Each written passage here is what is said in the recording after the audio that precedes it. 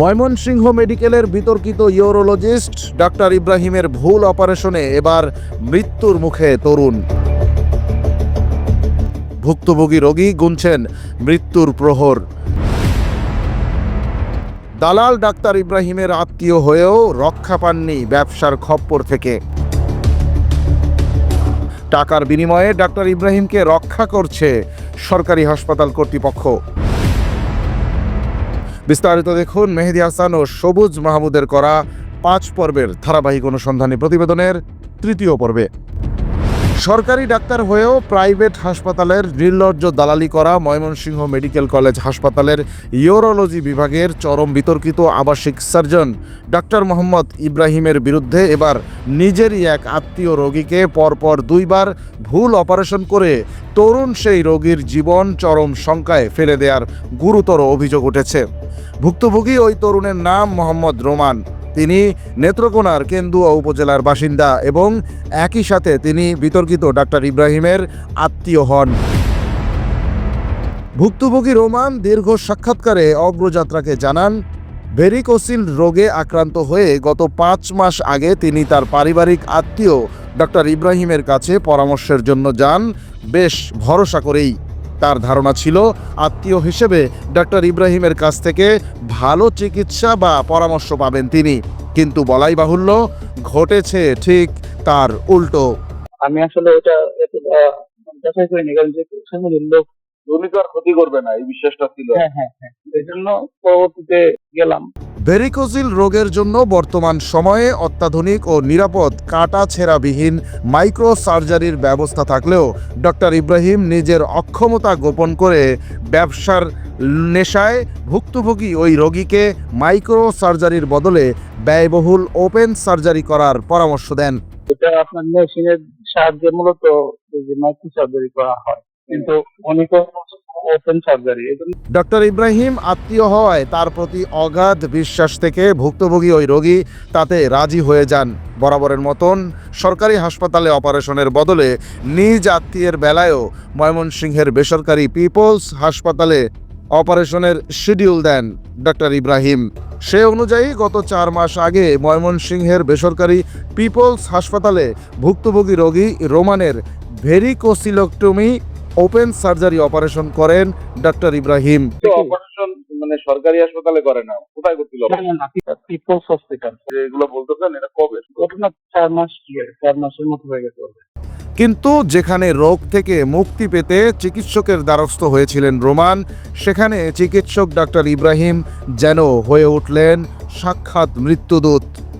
অপারেশনের পরপর চরম ইনফেকশনের শিকার হন রোমান। এরপর তড়িঘড়ি করে রোগীর কাছ থেকে বাড়তি টাকা নিয়ে আবারও 2য় দফায় অপারেশন করেন ডাক্তার ইব্রাহিম। কিন্তু তাতে তরুণ রোমানের শারীরিক অবস্থা উন্নতির চেয়ে এখন সময়ের সাথে সাথে অবনতির দিকে যাচ্ছে বলে অগ্রযাত্রাকে জানান তিনি। একবার অপারেশন করছে, তারপরে ইনফেকশন হয়েছে। ইনফেকশন হওয়ার পরে আবার অপারেশন করতে হয়েছে প্রায় 2 দিন পরে। মোটা অঙ্কের টাকা খরচ করে ডাক্তার ইব্রাহিমকে দিয়ে অপারেশন করিয়ে রীতিমতো যেন নিজের বিপদ কিনেছেন 22 বছর বয়সী এই তরুণ। এখন ওপেন সার্জারি করার ফলে মানে কাটাকাটি করছে তো অন্ডকোষের মধ্যে, এই জন্য আপনার হয়ে গেছে, ইনফেকশন হয়েছে। মানে এটা ওপেন সার্জারি না করেও এটা করা যাইতো, কিন্তু সার্জারি করে বিপদে ফেলাই দিতে, তাই তো? হ্যাঁ। ওদিকে অপারেশন করা ডাক্তার ইব্রাহিম কিছু ঔষধ দিয়ে বলেছিলেন 1.5 মাস অপেক্ষা করতে, কিন্তু সেই 1.5 মাস পার হয়ে অনেক দিন গেলেও সেসব ঔষধেও কোনো কাজ হয়নি। হসপিটালে মানে বসার পরে কিছু ঔষধ দিল আর বললো যে আচ্ছা 1.5 মাস খাওয়ান, তারপরে আসেন। মূলত ডাক্তার ইব্রাহিমের ভুল অপারেশনের শিকার হবার কয়েকদিন পর রাজধানী ঢাকায় এসে বিশেষজ্ঞ ডাক্তার দেখিয়ে তাদের বর্ণনা অনুযায়ী ভুক্তভোগী রোমান জানতে পারেন আসলেই তিনি ভুল অপারেশনের শিকার হয়েছেন এবং বর্তমানে তার পরিস্থিতি খুবই ঝুঁকিপূর্ণ। আপনার মিস ট্রিটমেন্ট হয়েছে, এটা আপনি শিওর? হ্যাঁ, ওটা কনফার্ম করে দিছে। ওটা কনফার্ম করে দিতে বলতে ওই ডাক্তাররা ওইটা বলছে যে আসলে এই রোগের ট্রিটমেন্ট হয় না। এমত অবস্থায় জীবন বাঁচাতে কনজারভেটিভ ও ব্যয়বহুল চিকিৎসার মধ্য দিয়ে যেতে হচ্ছে এই তরুণকে, তাও শতভাগ ঝুঁকি মুক্তির আশ্বাস পাচ্ছেন না কোথাও। ফলে মারাত্মক দুশ্চিন্তাগ্রস্ত হয়ে পড়েছে সে। মানে এটা নিয়ে ডিসকাশনে আছে আর কি, মানে এই অবস্থা এখন। কিন্তু ভুক্তভোগী রোমানের এমন পরিস্থিতিতেও অমানবিকতার আরও নজির গড়তে ভোলেননি ডাক্তার ইব্রাহিম। রোগীর পরিবার আত্মীয় স্বজন হওয়ায় নিজের ভুল অপারেশনের বিষয়টি কাউকে না জানাতে কড়াভাবে চাপ দিচ্ছেন তিনি। আর বিতর্কিত ডাক্তার ইব্রাহিমের এমন সব কারসাজিতে জীবন নিয়ে টানাটানি চলছে ভুক্তভোগী রোমানের। ফ্যামিলি থেকে আপনার ওইটা নিয়ে মানে করতে পারতেছি না। আর এখন আমি মানে প্ল্যান করতেছি যাবো নেক্সট টাইম, একবার লাস্ট দেখা করবো আর কি ওনার সাথে। রোমান প্রশ্ন তোলেন, নিজের আত্মীয়ই যখন ডাক্তার ইব্রাহিমের কাছে নিরাপদ নয়, সেখানে অন্য রোগীরা তার কাছে কেমন চিকিৎসা সেবা পাবে? এই ভুল অপারেশনের ফলে তার বড় কোনো ক্ষতি হলে সেই দায় কে নেবে? নামের পাশে ডাক্তার পদবি লাগিয়ে ভুল অপারেশন করে রোগীদের জীবন নিয়ে ছিনিমিনি খেলা এই ইব্রাহিমের আদৌ কি ডাক্তারি করার অধিকার আছে, নাকি তার বিচার হওয়া উচিত, তা নিয়েও উঠেছে প্রশ্ন। এ ব্যাপারে জানতে অভিযুক্ত ডাক্তার ইব্রাহিমকে একাধিকবার কল করা হলেও তিনি রিসিভ করেননি।